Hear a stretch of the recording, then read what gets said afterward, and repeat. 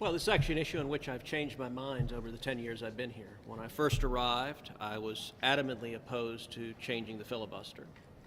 The last few years, I was one of the people on the Republican side who changed my mind and said I was open to changing the filibuster. Why? And what I said publicly is I said the reason I'm open to changing it is I think the Democrats, when they get power, will do this. They will ram it through. I've seen the radicals in their party, and I think they're going to ram it through. And if they're going to do it, I don't think it makes sense for only one side to do it and not the other.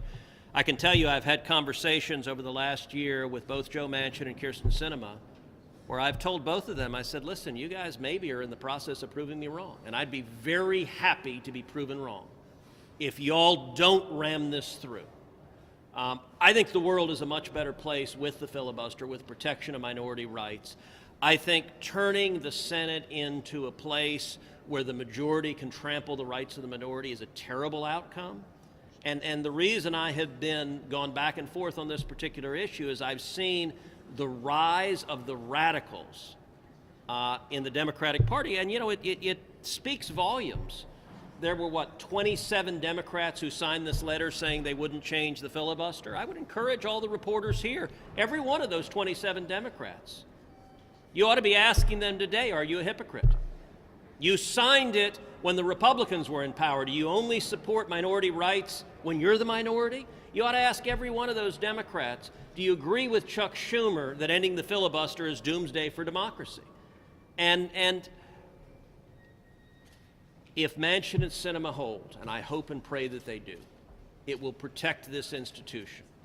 And if the Democrats protect this institution, I think the Republicans should as well. And to be clear, we did. The Republicans had the White House, the Senate, the House. We had every ability to do exactly what Chuck Schumer wants to do right now, and the Republican Party didn't. This is a power grab, but it's not just a power grab. It's a power grab to enable a power grab. What Schumer wants to do it on is a takeover of elections. And you know, it's interesting, the rhetoric the Democrats use on this is Jim Crow. You know, Jim Crow laws were written by elected Democrats, and they were designed to prevent the voters from voting Democrats out of office. That's what Schumer's trying to do today. This is Jim Crow 2.0 of Democrats once again trying to take away the ability of the voters to vote them out of office. It's wrong, and it's an abuse of power. And then, Senators, this is all really about the divide in our country right now and how you handle it. Our country's also divided over how to handle the coronavirus. And it's sort of a glaring visual that many of the reporters here have masks. You all don't have masks. I know it's a personal choice. I'm just interested in why you all decided to appear together without masks. And we do know the COVID is going around here in Capitol Hill, and we know that. So I'm just interested in your decision. Well, listen, I think there's been wild hypocrisy from the Biden administration when it comes to COVID policies, whether mask mandates, where Joe Biden rightly said we shouldn't have mandates, whether vaccine mandates, where Joe Biden said we shouldn't have vaccine mandates.